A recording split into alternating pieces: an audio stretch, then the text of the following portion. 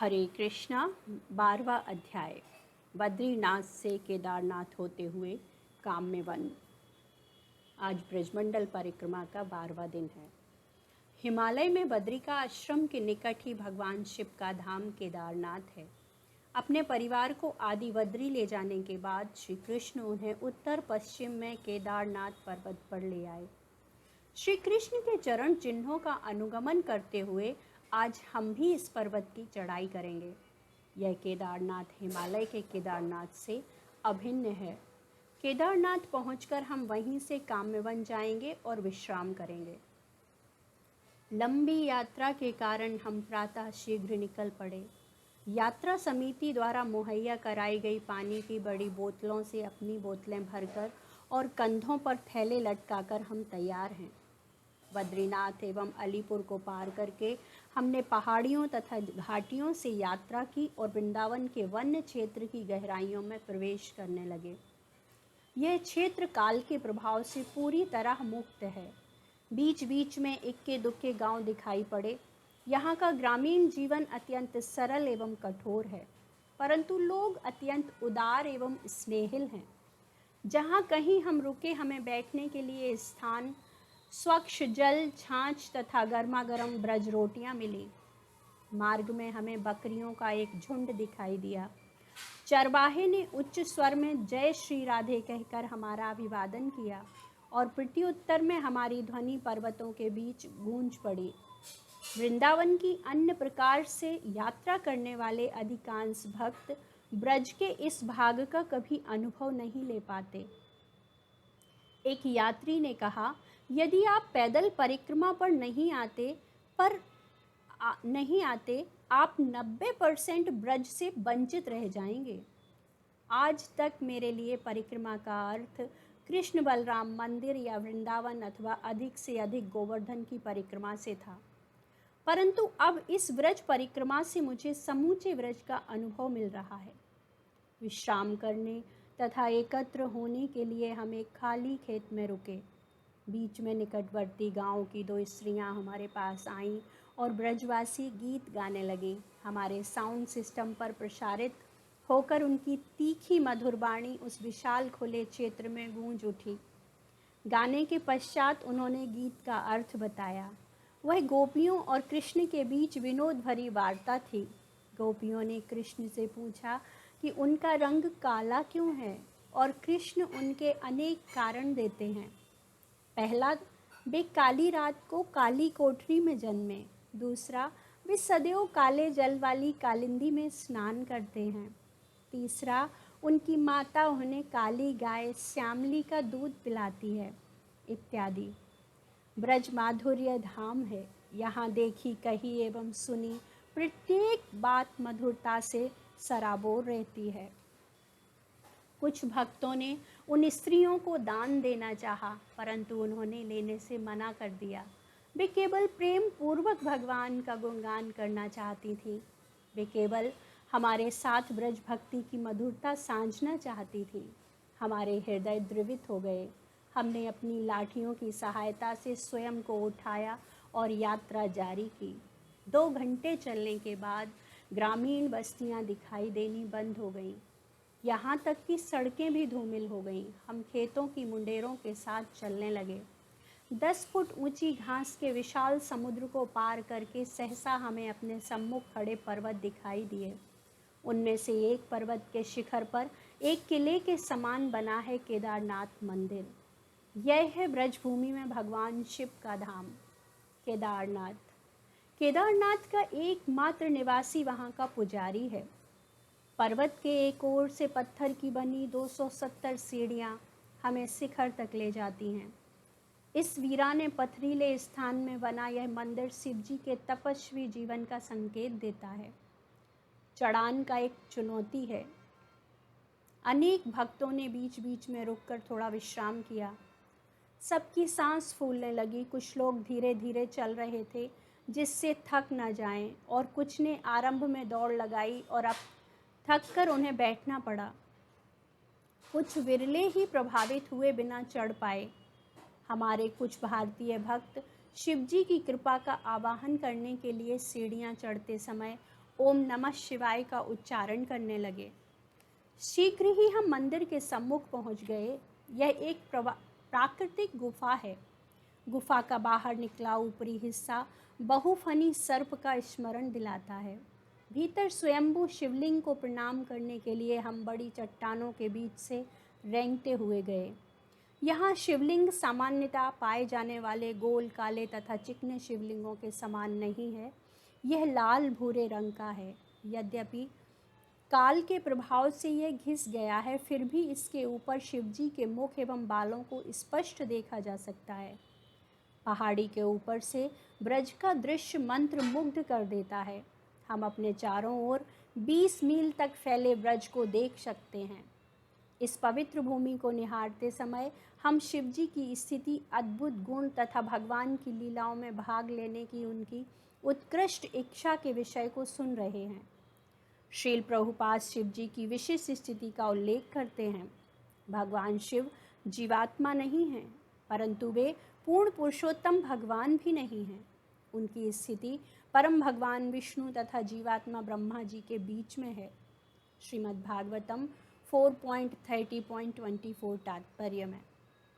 ब्रह्म संहिता में 5.85 में शिव जी की स्थिति का वर्णन किया गया है। क्षीरं यथा दधि विकार विशेष योगात् सज्जायते नाहि तथा प्रत्यगस्ति हेतो यह सम्भुतामपि तथा समुपेति कार्याद् गोविन्दमादिपुरुषं तमहं भजामि। जिस प्रकार जामुन मिलाने से दूध दही में परिवर्तित हो जाता है, जबकि दही का प्रभाव ना तो अपने स्रोत के समान होता है और ना ही विपरीत होता है, उसी प्रकार मैं भगवान गोविंद का भजन करता हूँ, जो संहार के कार्य को करने के लिए स्वयं को शंभु रूप में परिवर्तित करते हैं। शिवजी संहार जैसे अनेक अद्भुत कार्य करते हैं, परंतु उनका सर्व प्रमुख गुण है कि वे श्री कृष्ण के प्रिय भक्त हैं। वे भगवद स्मरण तथा कीर्तन के मूर्तिमान स्वरूप हैं और इसलिए श्रीमद् भागवतम में उन्हें सर्वश्रेष्ठ वैष्णव घोषित किया गया है। वैष्णवानां यथा शंभु। शिवजी श्री कृष्ण के इतने उच्च कोटि के प्रेमी भक्त हैं कि श्री कृष्ण ने उन्हें गोपी का रूप देकर अपनी रास लीला में प्रवेश प्रदान किया। परिक्रमा के 24वें दिन मानसरोवर पर हम विस्तार पूर्वक यह लीला सुनेंगे। दर्शन के पश्चात हम पंक्तिबद्ध हो पर्वत की गहरी ढलान उतरने लगे। शीतल समीर बह रहा है। चलने और पहाड़ी चढ़ने से हमारी भूख बढ़ गई। कम से कम उतरना चढ़ने से अधिक सरल है, अथवा भगवान का चुंबकीय प्रसाद हमें खींच रहा है। एक भक्त ने पर्वत चढ़ते उतरने की तुलना आध्यात्मिक जीवन से की है। गिरना अत्यंत सरल, परंतु ऊपर चढ़ना और वहीं बने रहना अत्यंत कठिन है। पहाड़ी की तलहटी में सुंदर राधा कृष्ण विग्रहों का मंदिर है। निकट ही गौरी कुंड है। हमने मंदिर प्रांगण में नाश्ता किया और बिना अधिक समय गवाए तुरंत चल पड़े। गंतव्य अभी बहुत दूर है। आरंभिक वर्षों में हम केदारनाथ पर रात्रि बिताया करते थे, परंतु अब हम यहाँ नहीं ठहरते और सीधे काम्यवन चले जाते हैं। पूरा क्षेत्र पथरीला तथा सड़कें कच्ची हैं। निष्कलंक देहात अंतर्मन को कितना सुख देता है। मार्ग में हम छोटे छोटे गांवों से गुजरते और हर बार गांव वालों ने हमारा स्वागत किया। यहाँ कुछ लोग मुसलमान हैं, परंतु फिर भी वे हमें अपने घर पर आमंत्रित करते हैं या फिर घड़े में पानी भरकर लाते हैं। वैसा मीठा पानी हमने कभी नहीं पिया। कुछ भक्त वृक्षों के नीचे और कुछ गांव वालों की चारपाइयों पर विश्राम करने लगे। कच्ची सड़कों पर भैंसें चल रही हैं। एक छोटा भूरा बछड़ा एक भक्त के हाथों आधा खाया सेब लेता है और ग्रामीण बच्चों का समूह उत्सुकता बस हमें देखता रहता है। चरण पहाड़ी अंतहीन प्रतीत होने वाली यात्रा अंततः हमें चरण पहाड़ी तक ले आती है। राधा कुंड से हम 5वें वन वृंदावन में भ्रमण कर रहे थे और अब हमने काम्य वन में प्रवेश किया है। यह व्रज के प्रमुख 12 वनों में से छठा है। रीति अनुसार हमने पीछे मुड़कर छोड़े जा रहे वन को प्रणाम किया और फिर प्रवेश से पहले काम्य वन को प्रणाम किया। खड़ी सीढ़ियाँ चढ़कर हम ऊंची पहाड़ी के शिखर पर पहुँचे, जहाँ श्री कृष्ण बांसुरी बजाया करते थे। उसके मधुर स्वर को सुनकर श्री कृष्ण के चरण कमलों के नीचे शिला पिघल जाया करती थी, और आज भी हम वे चिन्ह देख सकते हैं। श्री चैतन्य महाप्रभु, नित्यानंद प्रभु तथा हमारे अनेक पूर्ववर्ती आचार्य इन चरण चिन्हों की धूल अपने मस्तक पर धारण करने यहाँ आए। उनकी अहेतु की कृपा से इन अलौकिक तत्वों तथा वास्तविक स्वभाव हमारे हृदय में उजागर होगा।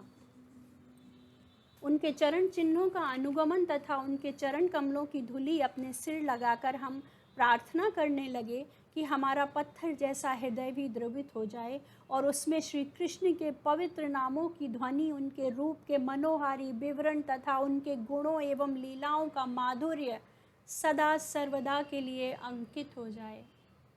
चरण पहाड़ी से दृश्य अद्भुत हैं। जहाँ तक दृष्टि पहुँचती है हरियाली छाई है। यहीं श्री कृष्ण बलराम अपनी गायें चराते और अपने मित्रों के साथ खेलते। दूर हमें नंदग्राम एवं वर्षाना के पर्वत शिखर दिखाई दे रहे थे। पानी की नहर की दूसरी ओर हमें लुकलुकाना मिचली दिखाई दे रही थी। लुक का अर्थ है आँख मिचोली। इस स्थान पर राधा कृष्ण आँख मिचोली खेला करते थे। यही लुकलुकाना मिचली कुंड भी है। श्री कृष्ण इसके जल में तैरते हुए नीचे से आते और स्नान कर रही गोपियों के पैर खींचकर उन्हें डरा देते।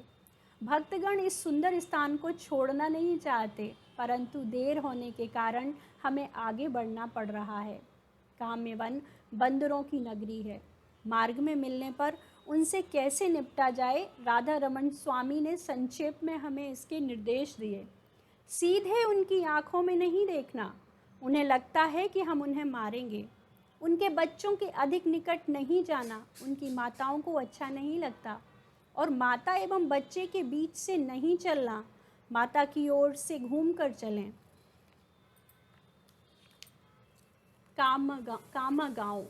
कामा की ओर आते हुए हम गया कुंड गए। यहाँ नंद महाराज ने अपने पूर्वजों का श्राद्ध किया था। यह स्थान ब्रज का गया तीर्थ है। अंततः उल्लसित कीर्तन करते हुए हमने श्री श्री निताई गौर सुंदर के साथ कामा गांव में प्रवेश किया और विमल कुंड से कुछ दूर खाली मैदान में बने अपने शिविर में प्रवेश किया। कल हम कुंड पर जाएंगे। परिक्रमा के दौरान एक मजे की बात यह देखने को मिलती है कि जैसे ही भक्तों को अपना शिविर दिखाई पड़ता है, वे दौड़कर वहां जाते हैं।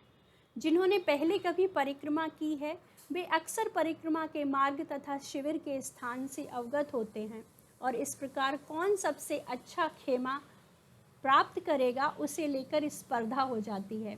पहुंचते ही वे अपना गमछा, कुर्ता या झोला रखकर अपना स्थान आरक्षित कर लेते हैं। कुछ लोग सीधे वहां लेट जाते हैं। हंसते हुए एक भक्त ने कहा, लगता है ब्रज में हमें कभी कभी कुरुक्षेत्र का अनुभव भी होता है। संध्या समय शांत है। दिन भर चलकर वैष्णव भक्त थक गए हैं, परंतु मैं उनके मुख पर उपलब्धि के भाव देख सकता हूँ। यह स्थान ब्रज का पश्चिमी छोर है। हम प्रायः 1/3 ब्रज परिक्रमा मार्ग चल चुके हैं। अगले 2 दिन यहाँ रहकर हम विभिन्न तीर्थों, लीला स्थलियों तथा कुंडों के दर्शन करेंगे। संध्याकालीन कार्यक्रम आरंभ हुआ। आकाश सितारों से भरा है और हम भी श्री श्री निताई गौर सुंदर की छोटी वेदी के सम्मुख बैठे हैं। श्रीमद् भागवतम के 10वें स्कंद में परीक्षित महाराज द्वारा पूछे गए प्रश्न चर्चा का विषय हैं। शिवजी भिक्षुक के समान रहते हैं। उनके पास रहने के लिए घर नहीं है, परंतु वे अपने उपासकों को धनी और शक्तिशाली बनाते हैं, जबकि भगवान विष्णु समग्र सृष्टि के स्वामी एवं लक्ष्मीपति हैं और वे अपने भक्तों को कभी कभी अत्यंत निर्धन बना देते हैं। इसे कैसे समझा जाए? भक्तों ने अपने साक्षात्कार सुनाए और फिर श्रील प्रभुपाद द्वारा कृष्ण पुस्तक में लिखे सुखदेव गोस्वामी के उत्तर को सुना। अल्प बुद्धि लोगों का मत है कि विभिन्न देवताओं तथा भगवान विष्णु की पूजा का फल एक समान होता है। परंतु सुखदेव गोस्वामी के कथनों से हम समझ सकते हैं कि ऐसा नहीं है। सुखदेव गोस्वामी स्पष्ट कहते हैं कि शिवजी एवं भगवान विष्णु की पूजा से भिन्न भिन्न फल प्राप्त होता है। दुर्गा देवी माया शक्ति हैं और भगवान शिव उनके स्वामी हैं। इसलिए शिवजी के भक्त भौतिक प्रकृति के 3 गुणों से उत्पन्न भौतिक ऐश्वर्य का भोग कर पाते हैं, परंतु ये भोग बद्ध जीव के लिए कल्याणकारी नहीं होते।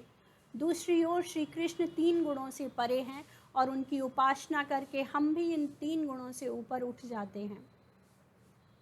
भक्तों को भौतिक गुणों के संदूषण से मुक्त करने के लिए श्री कृष्ण उनकी भौतिक संपत्ति को छीनकर उन्हें आध्यात्मिक संपत्ति प्रदान करते हैं।